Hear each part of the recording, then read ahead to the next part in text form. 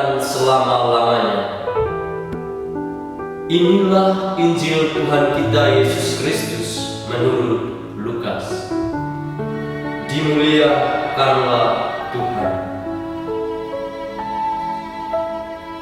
Kemudian daripada itu, Tuhan menunjuk 70 murid yang lain, lalu mengutus mereka berdua-dua mendahuluinya ke setiap kota dan tempat yang hendak dikunjunginya. Katanya kepada mereka, tuaian memang banyak, tetapi pekerja sedikit. Karena itu mintalah kepada Tuhan yang mempunyai tuaian, supaya ia mengirimkan pekerja-pekerja untuk tuaian itu.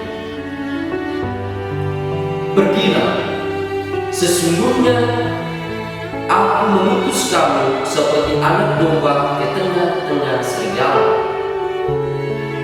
Janganlah membawa pundi-pundi atau bekal atau kasut, dan janganlah memberi salam kepada siapapun selama dalam perjalanan. Kalau kamu memasuki suatu rumah, katakanlah lebih dahulu, damai sejahtera bagi rumah ini. Dan jikalau di situ ada orang yang layak menerima damai sejahtera, maka salammu itu akan tinggal atasnya. Tetapi jika tidak, salam itu kembali kepadamu. Tinggallah dalam rumah itu, makan dan minumlah apa yang diberikan orang kepadamu, sebab seorang pekerja patut mendapat upahnya.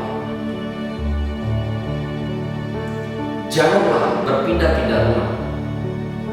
Dan jikalau kamu masuk ke dalam sebuah kota dan kamu diterima di situ, makanlah apa yang dihidangkan kepadamu, dan sembuhkanlah orang-orang sakit yang ada di situ, dan katakanlah kepada mereka, kerajaan Allah sudah dekat padamu.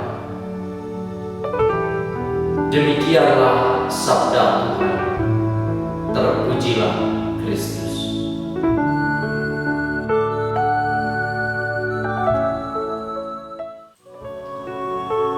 Kita diutus.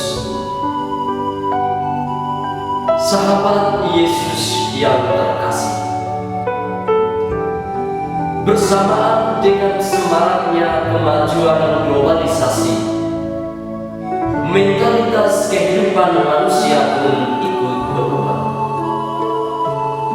Banyak orang kini lebih memilih gaya hidup bebas dan tidak ingin berurusan dengan hal-hal spiritual. Inilah yang disebut dengan proses sekularisasi. Sekularisasi merupakan suatu situasi di mana manusia dewasa lebih mendasarkan dirinya pada dunia material dan bukan pada Tuhan. Kata mereka, no time for religion, tidak ada waktu untuk agama. Agama hanya diletakkan dalam kehidupan privat dan tidak boleh masuk dalam ruangan publik. Cukup percaya bahwa Tuhan ada, maka mereka dianggap beragama. Cukup menjadi orang baik tanpa perlu menganut agama. Dalam kehidupan praktis, jelas bahwa mereka ini adalah orang Tuhan. Inilah tantangan zaman yang dihadapi gereja. Jangan sampai itu terjadi di kalangan orang-orang Kristiani zaman ini. Mengapa? Karena bagaimanapun dalam kehidupan gereja, norma-norma religius memegang peran penting sebagai sistem kaidah yang mengatur lapangan kehidupan orang Kristiani.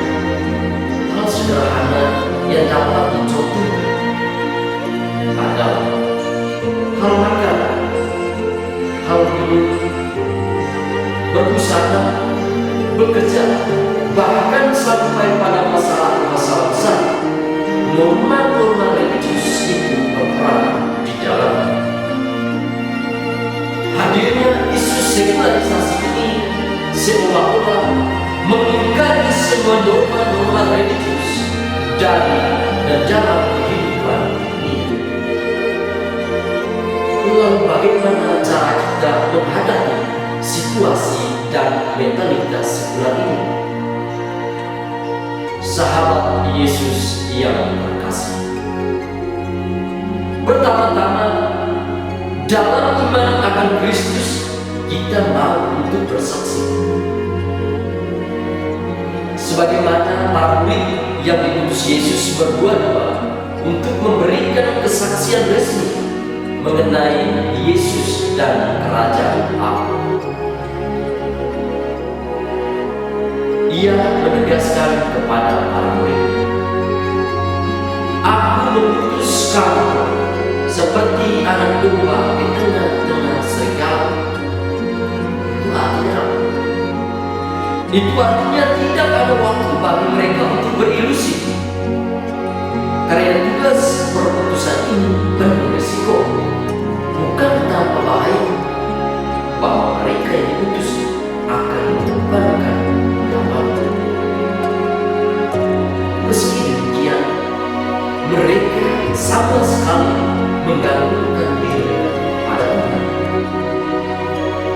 Apapun yang mereka, jika kita bertolak lebih dalam ke masa ini, saya dan Anda adalah domba-domba yang diutus di tengah isu sekularisasi yang kian merebak ini. Sehingga penting bahwa kesaksian kita bukan hanya mengedepankan intelektualitas tetapi tanpa iman, ataupun mengedepankan iman tanpa intelektualitas, tetapi kedua-duanya mesti berjalan beriringan. Iman dan intelektualitas harus disertakan dengan perbuatan yang digerakkan oleh Roh, agar gereja yang adalah persekutuan umat Allah melalui aksinya tetap bertahan dan mengalami perubahan menuju arah yang lebih baik. Kedua, diperlukan edukasi iman. Satu hal konkret yang perlu dilakukan adalah kita perlu melibatkan diri dalam kegiatan-kegiatan spiritual. Salah satunya adalah kegiatan katekesi. Mungkin ini belum cukup, tetapi dengannya sudah sedikit membantu kita semua untuk memikirkan apa yang harus dilakukan dan apa yang tidak seharusnya dilakukan. Orang yang beriman dengan benar tentu akan melakukan dan memilih hal yang baik, karena iman itu sendiri merupakan karunia, rahmat, dan gerakan Roh Kudus. Maka ketika saya dan Anda belajar memberi pewartaan atau bersaksi tentang Tuhan Yesus Kristus kepada orang lain, mesti memberi spasi untuk membuka ruang bagi karya Roh Kudus, agar kita bersaksi bukan atas kehendak kita, melainkan kehendaknya sendiri. Keterpanggilan kita pun bukan berdasarkan perbuatan kita, melainkan berdasarkan maksud dan kasih karunia-Nya sendiri. Sahabat Yesus yang terkasih, untuk itu janganlah kita langsung mengarahkan perhatian pada para imam, biarawan atau biarawati yang bersaksi untuk Tuhan.